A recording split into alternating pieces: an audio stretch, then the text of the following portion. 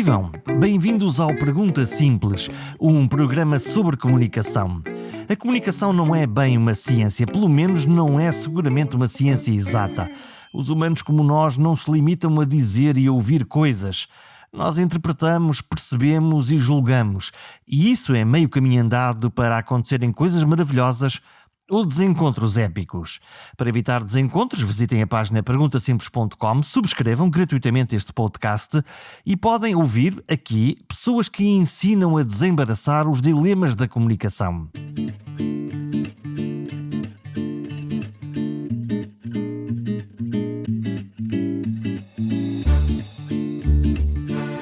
Hoje falamos do comportamento humano visto aos olhos de um grande macroscópio.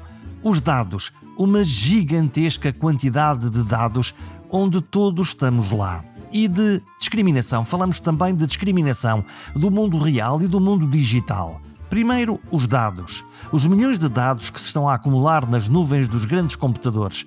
Para onde andas, para onde vais, o que vês nas redes, se gostas no Facebook, se publicas no Twitter ou vês no Instagram. Sim, é para si que falo. Mesmo que não use quase nada, há sempre o multibanco para pagar as compras do supermercado. E o supermercado que fica a saber que maçãs prefere ou se gosta mais de carne ou de peixe. É o infinito mundo dos dados. Os ingleses chamam-lhe Big Data. E nós importamos o conceito. Mas isto é só o início da conversa. Depois vêm os algoritmos que aprendem connosco e respondem cada vez melhor. É uma espécie de cérebro, a inteligência artificial. A cientista e professora do técnico Joana Gonçalves de Sá usa grandes quantidades de dados para perceber os nossos comportamentos. Para explicar, por exemplo, porque acreditamos e republicamos notícias falsas. Mas neste mundo em que cada vez mais precisamos de competências digitais, de literacia digital, há um risco real de discriminação, de segregação entre os digitais e os analógicos, entre o mundo do futuro e o mundo do passado. Talvez por isso o início desta conversa faça todo o sentido. Como uma simples pergunta que eu faço habitualmente a todos os entrevistados no início das conversas: como é que quer ser tratado? Neste caso, como é que quer ser tratada? Ora, esta simples pergunta acabou numa reflexão sobre hierarquias sociais e discriminação de género e idade. É Portugal explicado em 3 minutos. Eu, em geral, gosto muito de ser tratada pelo meu nome e genericamente por tu. E sempre foi o que eu pedi, até há relativamente pouco tempo, em que me apercebi que havia uma certa discriminação e em que as mulheres, principalmente de uma certa faixa etária, que ainda não sejam muito velhas, são muito mais frequentemente tratadas por tu ou pelo nome, mesmo nos meios de comunicação social, na televisão, e enquanto que os meus colegas do mesmo nível, homens, são raramente tratados pelo nome e muito mais raramente tratados por tu. Portanto, tipicamente um colega meu que seja professor associado a uma universidade é referido como senhor professor e eu sou referida como Joana. E então comecei a pensar que de facto nós podemos muitas vezes gerar uma certa informalidade que eu acho ótima, que devia ser genérica, mas que na prática cria um sistema hierárquico ou perpetua um sistema hierárquico em que um homem é professor e a mulher é seja o que for. E isto aconteceu até em painéis, portanto, em painéis em que estamos ali todos, somos todos colegas, estamos todos exatamente, painéis de conferências ou de encontros, em que somos todos exatamente iguais, estamos pelas mesmas razões, em que eu naturalmente se dirigem a mim pelo nome e aos meus colegas homens, da minha idade ou não, nunca se dirigem pelo nome. Dirigem sempre como o que é que está de errado aqui? O que está de errado é que existe uma certa hierarquia subconsciente, inconsciente, entre a ideia do homem professor, conhecedor, e a ideia da mulher como informal, ou como não tão conhecedora ou não tão formal. E eu acho que isso é em parte porque tem a ver com a idade, eu não sou assim tão nova, mas pareço um bocadinho mais nova do que sou, e em parte também porque eu acho que deve ser muito raro as mulheres corrigirem e dizerem não, senhora professora. E deve acontecer com tanta frequência com homens que as pessoas de certa forma se habituaram a não ter esse tratamento para depois também não ter essa correção. Para o livro de registros, a Joana é professora doutora. Para o livro de registro, para o livro de registro, sim, doutorei-me em 2010, sou professora já há alguns anos e gosto muito que me tratem pelo nome e que me tratem por tu. Tenho pena que isso normalmente venha associado a uma minimização do papel ou uma tentativa de criar hierarquias onde elas não deviam existir. Muito bem, vamos então fazer qualquer coisa por esse nivelamento, por esse princípio da igualdade. Professora Joana, quão importante isso é que é o pior de tudo. Esse é o pior de tudo, é o mais radical. Joana, o que é que faz da Joana, ou o que é que faz de nós, enquanto seres humanos, seres curiosos? Não sei. Mas a Joana é curiosa. Esta é uma resposta rápida. Não sei, acho que sou curiosa e interesso-me muito por muitas coisas. O que também faz de mim muito pouco especialista e muito pouco especializada. Custa-me sempre muito quando me apresentam como especialista em, porque raramente é verdade, ou nunca é verdade. Por causa, provavelmente, dessa curiosidade que me torna mais abrangente do que especializada e que tenho muita dificuldade em falar sobre qualquer tema do ponto de vista do especialista. Portanto, eu estarei a falar do ponto de vista da curiosa. Somos agora, todos o que é que curiosos, nos torna curiosos, não sei. Ou nem por isso. Ou há pessoas que pura e simplesmente o seu grau de curiosidade é baixa e até se abstém de fazer perguntas? É isso? A curiosidade é fazer perguntas? O que se costuma dizer é que nascemos todos curiosos, não é? Que as crianças são todas curiosas e depois que eventualmente ou vamos perdendo a curiosidade ou vamos perdendo a vontade para fazer perguntas. Eu confesso que não sei. Em geral tenho tido a sorte de estar rodeada por pessoas bastante curiosas nos dois sentidos, o que é bastante agradável. É uma coisa inata que podemos estar a perder ao longo do tempo, mas há seguramente, na pele de uma cientista, seguramente há alguns sinais que a fazem desde muito cedo estar interessada em coisas, ter curiosidade e, como acabou de partilhar connosco, não fixar essa curiosidade numa coisa, mas em muitas coisas, olhando para muitos campos. Olha para onde? O que é que neste momento está aí a agitar essa curiosidade? Que perguntas, a que respostas é que gostaria de chegar agora nos próximos tempos? Eu gosto muito, sempre me interessei bastante por comportamento humano. Porque é que nós fazemos as coisas que fazemos, como é que tomamos as decisões que tomamos e acho que finalmente, de certa forma, temos ferramentas que nos permitam estudar isso. Porquê que eu digo isto? Porque apesar de todo o grande avanço das ciências sociais, historicamente estávamos limitados a pequenas amostras. Primeiro porque muitos dos estudos são feitos em populações geográficas reduzidas. Hemisfério Norte, tipicamente brancas, muitas vezes estudantes universitários, portanto, mesmo dentro do Hemisfério Norte branco, por aí fora, ainda mais reduzidas, muitas vezes dentro de estudantes universitários ou grupos aos quais nós temos acesso. E para além disso, muitas vezes estes estudos sofrem de enviesamentos em que as pessoas dizem o que querem dizer ou o que pensam que os outros querem ouvir. E agora, por causa do chamado Big Data, das pequenas migalhas digitais que nós vamos deixando com os nossos movimentos online, por exemplo, estamos a gerar imensa informação sobre aquilo que nós de facto fazemos, aquilo que nós de facto escolhemos, o que é que nós de facto comemos, onde é que nós fomos e estas migalhinhas digitais que nós vamos deixando online estão a dar aos investigadores um manancial de informação, primeiro de dados e depois eventualmente de informação, que nos permite estudar este comportamento humano de uma forma completamente diferente da que estava a ser feita até agora e portanto aqui junta-se um bocadinho a fome à vontade de comer. Eu acho que já havia muita curiosidade e agora há o acesso aos dados ou a alguns dados que nos permite responder a perguntas mesmo que eu acho muito, muito interessantes. Por exemplo, a ideia do ser não racional. Durante muito tempo a economia, não é, o homos económicos, que era visto como um ser 100% racional e que nós otimizávamos os nossos desejos, as nossas vontades, que está a colapsar e nós estamos a vê-lo a colapsar e a ver como é que colapsa, em que circunstâncias é que colapsa, que coisas é que nós fazemos que um robô nunca faria, que vantagens e desvantagens é que isso nos traz, e é um bocadinho isso o que é que nos torna humanos, que eu acho que é fascinante. Isso é uma vantagem ou uma vantagem não na ótica do conhecimento, seguramente é muito interessante, mas é uma vantagem ou desvantagem ver-nos assim tão nus nessa Big Data? Eu sinto-me nu quando penso nisso. Sim, algo que é interessante é a imagem que eu tenho tentado passar, é a ideia do macroscópio. Portanto, havia um microscópio para a biologia que nos permitia ver as células pequenininhas, e havia uma espécie de telescópio para a física, e agora é como se tivéssemos um macroscópio. E este macroscópio é, mais uma vez, uma lente de aumentar.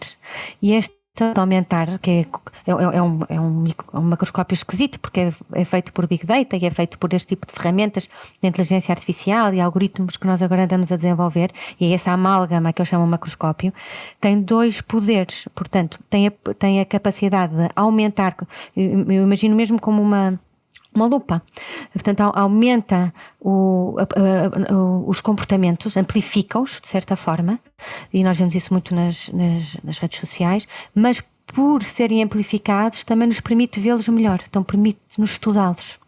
E então, sem dúvida, que é completamente diferente nós pensarmos numa lupa, ou num microscópio, ou num telescópio, quando estamos a olhar para bactérias, ou estamos a olhar para planetas, ou quando estamos a olhar para pessoas. Portanto, de facto, as pessoas estão muito expostas, sem terem essa noção. E se por um lado a ferramenta é útil e vai ser usada e está a ser usada, por outro lado nós precisamos de arranjar regras para regular a sua utilização. E precisamos de não permitir que o facto da sua existência seja automática, a sua utilização em todas as circunstâncias. E nesse sentido, eu acho que a União Europeia tem feito um melhor trabalho e tem de facto sido um farol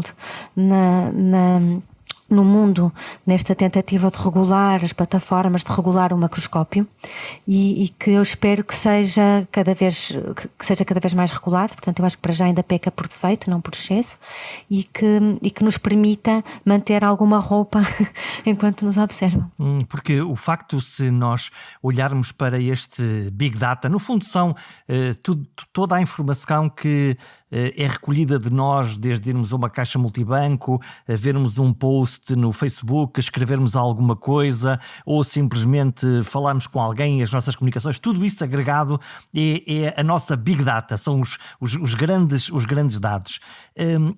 Qual é a utilidade da existência destas piscinas de dados e desse tal de algoritmo e essa coisa mágica que se chama inteligência artificial, que eu gostava muito que alguém como a Joana me explicasse, afinal, o que é essa coisa da inteligência artificial e em que é que ela atrapalha a minha vida ou ajuda na minha vida?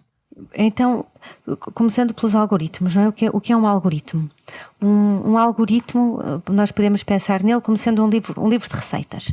Pode ser Maria de Lourdes Modesto e tem uma série de instruções que diz: primeiro corta a cebola, pica o alho, põe ao lume, e vai definindo as instruções todas até nós no fim termos uma receita que pode correr melhor ou pode correr pior, dependendo de quão bem nós vamos seguindo também o nosso protocolo, o nosso algoritmo. E historicamente estes eram os algoritmos que nós tínhamos, em que nós definíamos as regras muito bem definidas, estava lá tudo escrito, tinha de ser, a ordem era aquela e aqueles eram os passos. E o que é que acontece agora com os algoritmos de inteligência artificial ou de aprendizagem automática? O que acontece é como se nós ensinássemos o computador a ler não só a Maria Lourdes Modesto, mas todos os livros de receitas que foram escritos para a cozinha portuguesa. E o computador lê todos, um bocadinho como as crianças aprendem, e depois percebem, isto quase sempre começa com refogado. Encontra padrões. Encontra padrões. E isto quase sempre leva azeite. E então o algoritmo vai se apercebendo daquilo e vai percebendo quais é que são as regras e pode começar até a montar, a ligar ingredientes novos e a criar receitas novas, porque percebe qual é que é a regra. Um bocadinho nós também, quando começamos a ficar experientes na cozinha, já não seguimos o protocolo, a receita, a regra, e já começamos a fazer ali, a inventar um bocadinho à nossa maneira. Qual é que é o problema? O problema é que, primeiro, os algoritmos nunca vão aprender, são muito dependentes da informação que lhes demos. Portanto, aprenderam com aqueles livros de receitas. Não conseguem ser criativos. Dentro do que lhes foi dado, até podem encontrar padrões que nós nunca tínhamos visto. Por exemplo, podem perceber que salsa e coentro juntos não funciona. Quer dizer, nunca ali está, e nunca ali estavam e explicitaram-no. Mas, ou até podem criar sabores novos que nós nunca tínhamos experimentado, ligar aqueles e eventualmente até podem funcionar. Mas, se nós treinarmos o nosso algoritmo em livros de cozinha portuguesa, vai ser muito difícil que o algoritmo alguma vez vá fazer sushi. Porque nós nunca tínhamos o peixe cru, nós nunca enrolávamos as coisas e por aí fora, portanto era muito difícil que fosse isso. Qual é o problema? O problema é que o algoritmo é tão rico e tão bom em função, dependendo dos dados que nós damos. E então, se os dados que nós damos são enviesados, o algoritmo será enviesado. Se os dados que nós damos são preconceituosos, digamos assim, o algoritmo será preconceituoso. E como a sociedade tipicamente não é neutra, tem preconceitos, tem enviesamentos, os algoritmos acabam por aumentar, portanto, com essa lente, veem o que é que lá está, percebem o que é que extraem padrões e amplificam-nos. Portanto, é muito difícil para um algoritmo, se eu só lhe dou dados de CEOs de empresas, portanto, eu estou a tentar que o algoritmo aprenda quem é que vai ser o melhor CEO de uma empresa, e eu dou dados de 20 anos de CEOs de empresas, a probabilidade do algoritmo escolher um homem é muito maior do que a de escolher uma mulher. Não necessariamente porque os homens sejam melhores do que as mulheres, mas porque há muito mais homens e é o padrão que o algoritmo percebe. O algoritmo vai dizer não, homem é que é bom porque é o que tem estado a escolher este tempo todo. Portanto, há uma tradição que o algoritmo pode chegar. Sendo que nós sonhamos de alguma maneira, não sei se um mito, se pura e simplesmente uma projeção do nosso futuro, que pode haver umas máquinas que com uma elevadíssima capacidade de computação e com um acesso progressivamente maior a dados e a refletir sobre aquilo, num determinado momento nos comecem a ultrapassar e a sair fora do nosso controlo.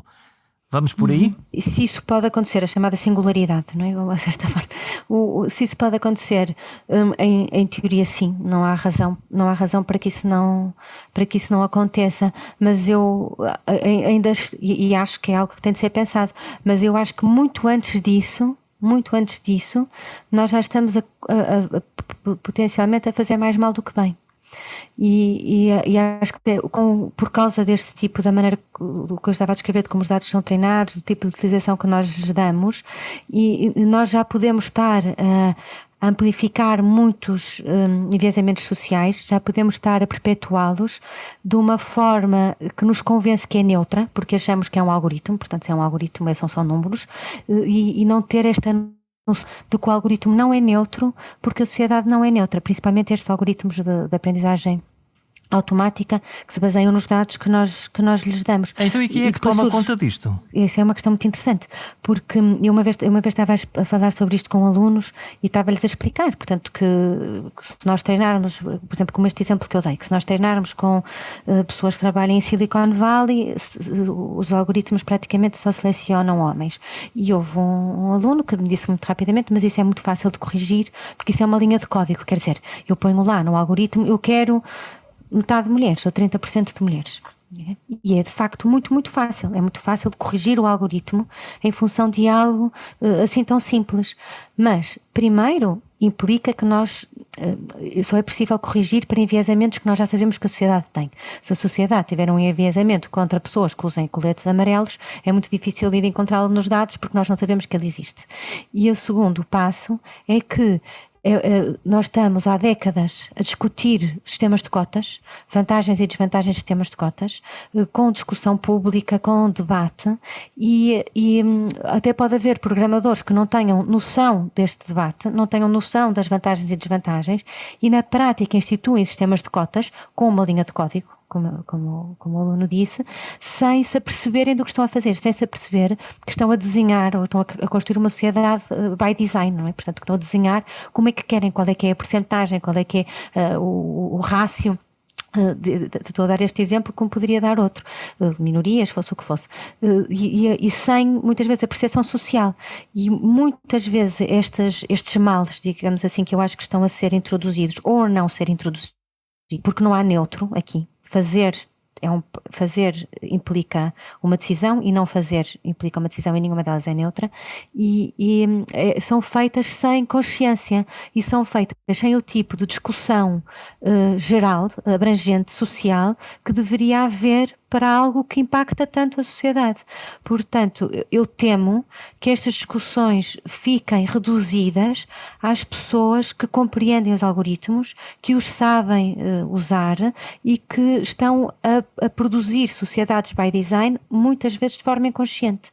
E com todo o respeito que eu tenho aos meus colegas programadores, engenheiros, à minha equipa, com a melhor impressão que eu possa ter de mim própria, é óbvio que estas discussões não podem ficar nas nossas mãos, que estas decisões têm de ser da sociedade em geral. Podemos estar a criar ou albergar uma sociedade que criou uma nova discriminação entre aqueles que são digitalmente competentes e que compreendem ou recriam algoritmos e aqueles que vivem ao som da música e que no fundo não entendem e vão ser arrastados para algo que não sabem bem como é que funciona? Sim, é uma discriminação é um tipo de discriminação que me preocupa, que eu acho que é muito facilmente amplificável e que gera aqui uma tensão muito, muito interessante.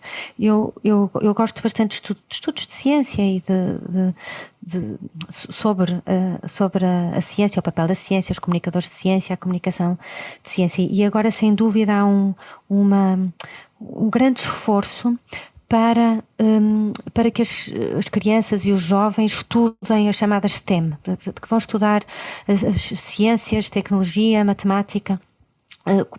E é dada esta importância à literacia digital, à literacia científica, que sem dúvida é importante. Mas por outro lado, eu diria que se há área em que nós potencialmente mais facilmente seremos substituídos por máquinas, vai ser talvez em muitas destas áreas, das chamadas STEM. Portanto, cria-se aqui uma questão interessante. Por um lado, é fundamental que as pessoas tenham esta literacia, que percebam o que é que está a acontecer, que façam parte da discussão. Por outro lado, se nós não reforçamos o ensino das características que nos fazem mais humanos, das artes, da música, da filosofia, da dança, do pensamento integrado, das ciências sociais, da capacidade relacional, da inteligência emocional, portanto as coisas que nós achamos que vamos ter mais dificuldade a ensinar computadores a fazer, parece que estamos eu temo que o esforço que é feito, por exemplo, agora com a África, com as mulheres, com todas as populações tipicamente discriminadas, para que vão para STEM, vá perpetuar a discriminação. Porque as pessoas que forem para filosofia, que estudarem filosofia, que tenham uma capacidade mais abrangente de entender os problemas, esse lado relacional que é muito importante, se calhar serão as que estarão mais capacitadas daqui a 20, 30 anos, ou as que terão as capacidades que serão mais requeridas. E eu acho que nós em breve vamos conseguir programar computadores para se programarem eles próprios, portanto é importante saber o que é que está a acontecer e conseguir acompanhar, mas não necessariamente fazê-lo. E então acho que se cria aqui uma tensão muito interessante entre este que sempre existiu, não é? Um bocadinho das duas culturas, mas entre a atenção técnica e a atenção, a parte mais técnica e a parte mais humanista, e acho que que o lado humanista, agora mais do que nunca, ao contrário do que parece, devia ser aquele mais reforçado. Portanto, vamos ainda descobrir que afinal são os poetas que ainda vão salvar isto. A Joana... Como sempre. Como sempre. A Joana dedicou-se até por via e obra do trabalho que faz a pensar a desgraça que nos está a acontecer, que é a Covid-19, não só o vírus ele próprio, como é que o estamos a combater, mas principalmente como é que nos estamos a comportar em relação a isto e o nosso processo de decisão de políticas públicas, se eu posso chamar assim. O que é que nos ensinou esta pandemia? Ou posso ir mais longe? Aprendemos alguma coisa já? Acho que sim, acho que estamos a aprender já para esta e que espero que ainda seja mais útil para as próximas que aí virão. E há duas... Há imensa coisa. Há duas talvez que me têm suscitado mais curiosidade. Uma tem a ver com a maneira como nós vemos os peritos. A ideia de... Há muito Quem esta... são os peritos, Joana? Quem são os peritos? Primeiro surge esta questão, não é? Quem são os peritos, quem são os especialistas? Isto também tem a ver com logo a resposta à primeira pergunta de como é que nós definimos estas hierarquias de conhecimento e como é que nós definimos quem é que deve responder ou não. Quem tem a autoridade quem é que deve para falar responder? Em público. Quem tem autoridade e em quem é que nós acreditamos, em quem é que eu escolho acreditar. E tem havido estas transferências, não é, de crença entre eu acreditar no padre da minha igreja, ou eu acreditar numa ideia de um especialista, ou eu acreditar nos meus amigos, ou no meu médico de família, e acho que muitas destas profissões, cientistas, médicos, profissionais de saúde em geral, têm sentido uma certa erosão da sua autoridade, como vista pelo público em geral. Mas isso é uma coisa estranha, porque subitamente nós, ao invés de vermos políticos, economistas e especialistas em tática do futebol, há um ano a esta parte, nós vimos médicos, cientistas, epidemiologistas, matemáticos a aparecer, a ter espaço e supostamente a dizer-nos coisas que estão mais próximas de uma ideia de verdade, logo com mais credibilidade. Como é que se desgasta isso? Eu acho que esta erosão já vinha a aparecer e agora temo que seja maior, mas é uma hipótese. Porquê? Acho que é exatamente porque o Jorge disse, que é porque estão a aparecer mais. Eventualmente, e agora estamos no campo das hipóteses, a imagem do cientista como gênio incompreendido, portanto, completamente acima da humanidade normal, de bata branca, homem de meia-idade, ligeiramente despenteado, era talvez um dos garantes desta imagem de autoridade, de são tão diferentes de mim, nunca se enganam, estamos demasiado... Eu como um mortal, estou demasiado longe dos Einsteins do mundo. E houve um esforço muito grande da comunicação de ciência, da aproximação dos cientistas à população, e que com a intenção certamente de tornar a ciência mais acessível, de desmistificar esta ideia do cientista na Torre de Marfim, de quebrar a Torre de Marfim, onde os cientistas supostamente se escondem, que pode ter tido o efeito muito positivo, na minha opinião, de facto aproximar e tornar a ciência um tema comum, e o efeito pernicioso, eventualmente, de, ao partir esta imagem do cientista como autoridade que nunca se engana, e mostrar como a ciência é feita de erro e tentativa e erro, e aí é essa a definição da ciência. E nós, como os mortais, não suportamos esta ideia do erro, que é, se eles sabem tanto, porque é que nos dão a certeza absoluta sobre as máscaras, as vacinas e tudo o resto? Pois, primeiro não podem dar certezas absolutas e quando dão, tipicamente estão errados, portanto ainda tornam, fragilizam ainda mais a ideia da ciência. E então uma das hipóteses é que de facto este aproximar dos cidadãos da ciência está a dar algum conhecimento aos cidadãos, mas está a dar muito mais arrogância do que deveria. Ou seja, as pessoas podem sobreestimar aquilo que sabem.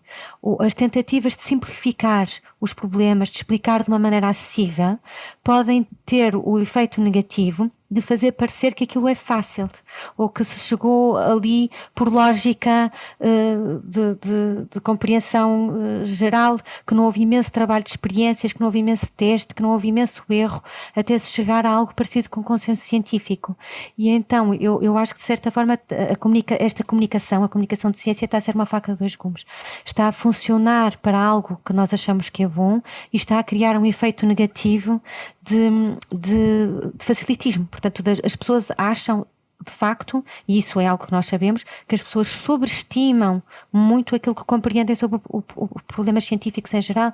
O caso do movimento anti-vacinas é um clássico, em que as pessoas que pertencem a estes movimentos tendem a não ser completamente ignorantes. São pessoas que sabem alguma coisa, muitas vezes até têm informação superior, que compreendem muitos dos problemas, mas sobreestimam aquilo que compreendem. Portanto, compreendem 2 e acham que compreendem 20. E muitas vezes até se declaram como percebendo mais sobre o assunto do que os próprios peritos. Mas depois, quando nós fazemos testes de conhecimento, falham, portanto, de facto não compreendem tanto como se autoavaliam como compreendendo. E esta diferença entre aquilo que nós sabemos e aquilo que nós achamos que nós sabemos é algo que eu acho muito interessante, este sobreestimar do conhecimento, porque mais uma vez é uma das coisas que nos separaria de um robô. E este nível de confiança também é algo que nós estamos a estudar no contexto, por exemplo, da desinformação, porque pode ser fortemente explorado nesse contexto, que é, se eu vejo algo de informação nas redes sociais, um post no Facebook, se eu souber que ele é falso, eu não partilho. E ou partilho a avisar, a dizer, olha, cuidado, isto é falso. E mas partilhamos na mesma, não é? Cuidado que isto é falso, mas mantemos a corrente a funcionar. Se eu fosse, mais uma vez, um agente 100% racional, eu veria, pensava que era falso, sabia que era falso e não partilharia, ou partilharia a dizer é falso. Então o que é que se eu achasse acontece? Que era verdade, se eu não soubesse, dizia não sei e também ficava sossegadinho. Mas eu partilho notícia, desinformação, quando eu não sei, mas acho que sei. Portanto, é mais um destes casos em que eu estou a subestimar o meu conhecimento. Portanto, a minha confiança no meu conhecimento cresceu, mais uma vez, mais rápido do que o meu conhecimento. E eu acho que sei o que é que estou a fazer, acho que sei do que é que estou a falar e partilho com toda a confiança algo que não é verdade. E portanto, eu estava a falar disso no contexto do conhecimento científico, mas à partida é verdade para todos, não é? Esta diferença, este gap, este intervalo entre o que eu de facto sei e aquilo que eu penso que eu sei, torna-nos suscetíveis à desinformação. No fundo, a desinformação ou as fake news são uma espécie de vírus pós-moderno muito bem equipado para se transmitir entre todos nós. Exatamente. Aliás, no projeto que nós temos agora a funcionar, que está a decorrer, que é financiado pela Comissão Europeia, nós usamos exatamente esta analogia. Nós pensamos no vírus, numa desinformação, seja ela qual for, como um tipo de vírus, e há muitos tipos de vírus como há muitos tipos de desinformação. Pensamos no hospedeiro, portanto a pessoa com diferentes níveis de suscetibilidade àquele vírus, eu posso ser suscetível a um e não ser suscetível a outro, e pensamos no ambiente em que esta desinformação está a circular, como podendo ser mais conducente ou não à desinformação. E da mesma forma que eu até posso ser suscetível ao SARS-CoV-2, mas se eu viver, portanto, se o meu ambiente não for conducente, porque não há em circulação, eu neste momento não tenho de me preocupar se eu viver na Nova Zelândia. Mas se eu viver em Portugal, tenho. E da mesma forma, eu até posso não ter suscetibilidade nenhuma ao SARS-CoV-2, porque já tive, ou porque fui vacinado, ou por aí fora, mas será altamente suscetível à tuberculose. E da mesma forma, eu posso não acreditar em desinformação política, mas ser altamente suscetível à desinformação sobre vacinas ou algo assim. E para nós conseguirmos combater o problema, mitigar essa pandemia de desinformação, precisamos de a tratar, pelo menos destes 3 pontos de vista, tal e qual como estamos a fazer com uma pandemia viral. precisamos pensar no hospedeiro, portanto nas pessoas, precisamos pensar na desinformação, nos vírus, e precisamos pensar no ambiente, que neste momento o ambiente natural da humanidade são as redes sociais, que é onde nós estamos limitados, portanto é aí que nós também vamos estudar. E o segredo deste algoritmo das notícias falsas é qual? É porque são boas histórias e, portanto, não pensamos sobre a verdade ou não. Simplesmente a narrativa faz sentido ou até confirma aquilo que nós possamos pensar sobre ela e faz com que nós tenhamos vontade de partilhar, porque são binárias, porque são fascinantes. Porquê? Isso é uma das coisas que nós estamos a tentar descobrir, e uma das nossas hipóteses é exatamente que tem a ver com estes enviesamentos que nos tornam humanos. Um deles é as tendências confirmatórias, não é? Portanto, nós vamos tender a acreditar em informação que confirma aquilo que nós já achamos ser verdade. Outra é exatamente esta que eu estava a explicar, da ligação entre aquilo que nós sabemos e aquilo que nós achamos que sabemos. Portanto, nós achamos que as pessoas para quem este intervalo é maior, aquelas que sobreestimam mais o seu conhecimento, serão mais suscetíveis. Mas também vai depender, por exemplo, da fonte. Se for algo como os meus amigos me dizem, potencialmente eu vou acreditar mais, ou se for alguém próximo do meu círculo social, próximo a partilhar, do que até se for um perito da área que eu não conheça. E então o segredo, e nós também sabemos, por exemplo, que a desinformação que é mais chocante, mais surpreendente, é mais partilhada. E a nossa primeira reação é pensar, sim, pronto, faz sentido. Normalmente quando é muito chocante as pessoas partilham mais. Mas se nós pensarmos um bocadinho outra vez naquela ideia do robô e do humano, deveria ser ao contrário. Porque se é mais chocante, nós devíamos duvidar mais e não menos. Portanto, nós devíamos ter alguma espécie de botão no nosso cérebro que ligasse e dissesse, não, isto é tão estranho, não pode ser verdade.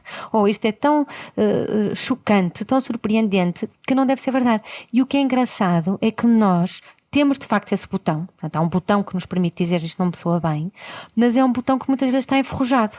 E então nós conseguimos fazer esta transferência do chamado sistema 1 para o sistema 2, portanto, do nosso cérebro automático, do nosso cérebro que não quer pensar no assunto, do nosso cérebro que quer estar descansado nas redes sociais ao fim do dia, depois de deitar as crianças sem querer pensar, e o nosso cérebro ativo que quer pensar, que quer fazer contas, que é crítico.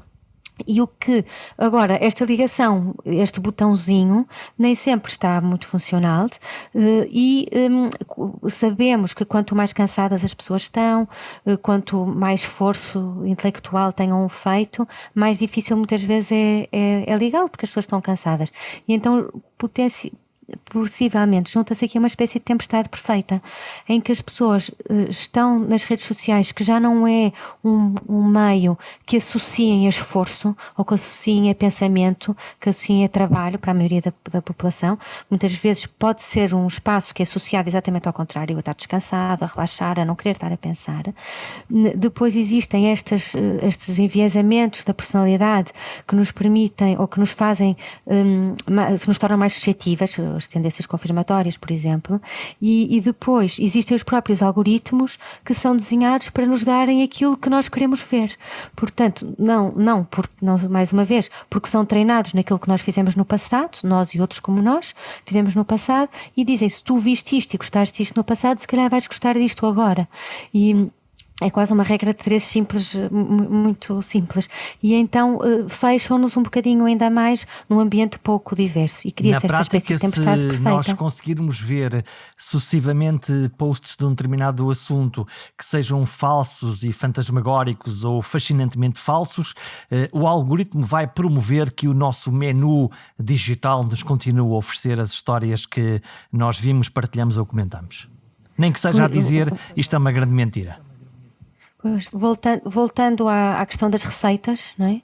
Se nós só treinarmos em receitas alentejanas, vai ser muito difícil conseguir fazer bacalhau à minhota. E então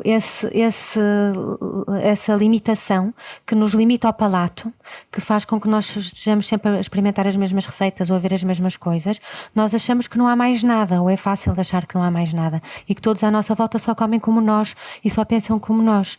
E os algoritmos são muito dependentes da informação que nós lhes damos e daquilo, e se o algoritmo é treinado com o objetivo não de nos fazer experimentar os pratos mais refinados do mundo, mas aquilo que já sabe que nós gostamos, ou que nós gostamos no passado, vai-nos estar sempre a dar o mesmo, não é? E neste caso, um algoritmo que é treinado para manter a nossa atenção, para nos fazer passar mais tempo nas redes sociais, o objetivo é esse. O objetivo não é dar-nos diversidade de opinião, o objetivo não é fazer-nos conhecer pessoas interessantes ou fazer novos amigos, o objetivo é que nós passemos mais tempo lá, e é isso que nos vai dar. Portanto, vai nos dar coisas que sabe que nós queremos ver e que queremos continuar a ver, mesmo que sejam coisas que vão contra a nossa opinião, porque desde que cria uma reação, nem que seja para depois nós andarmos todos à discussão uns com os outros no Twitter, mantém essa permanência. Portanto, não é óbvio que as redes sociais sirvam para criar estas câmaras de eco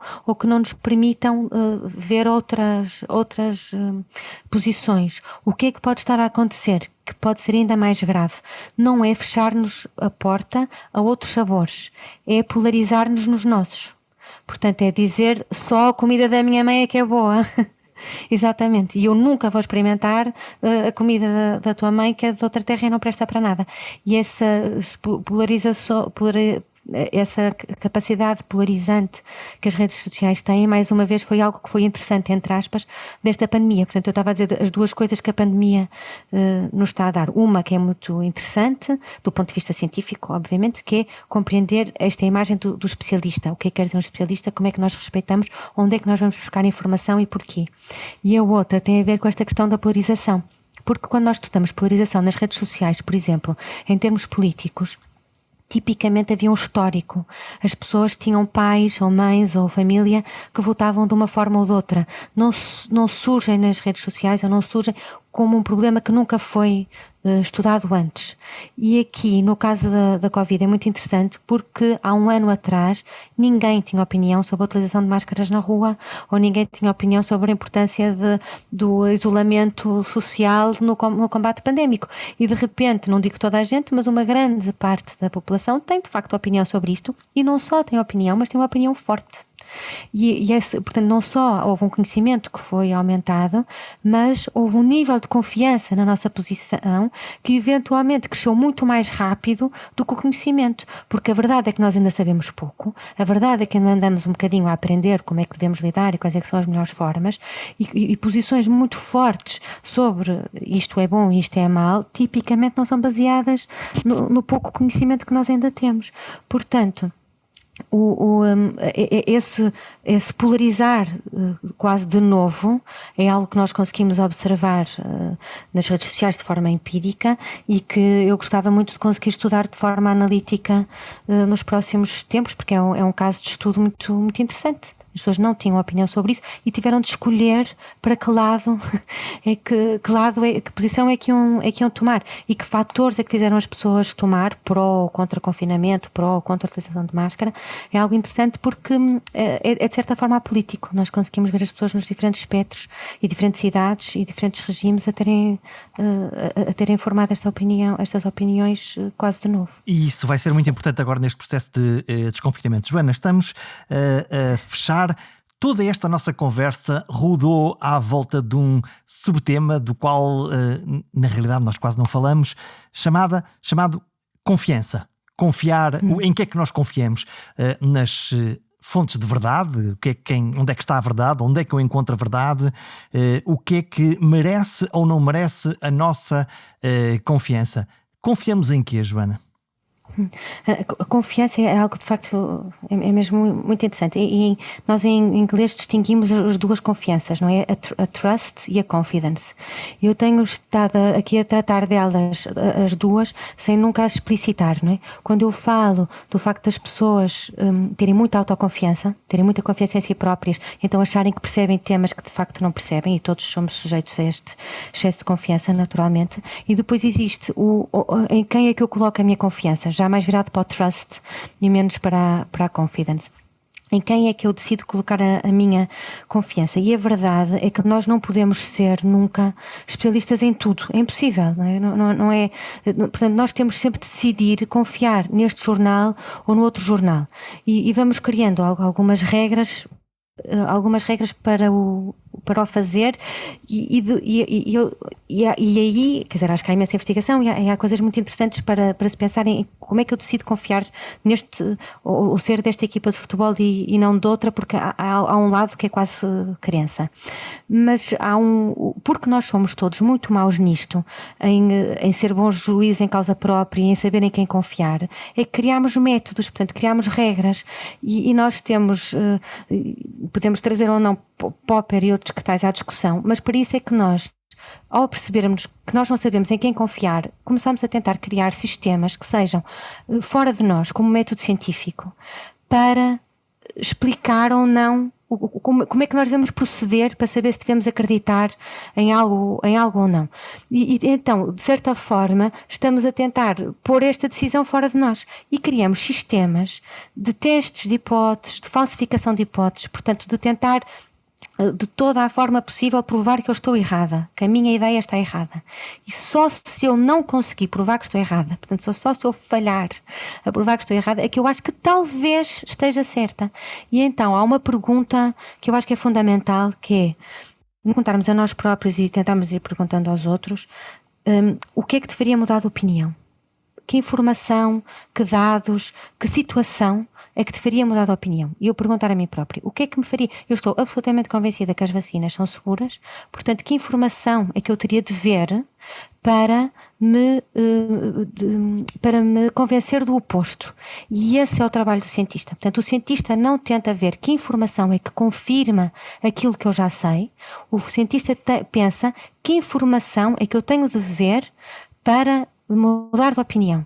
E é assim que tem de desenhar a experiência.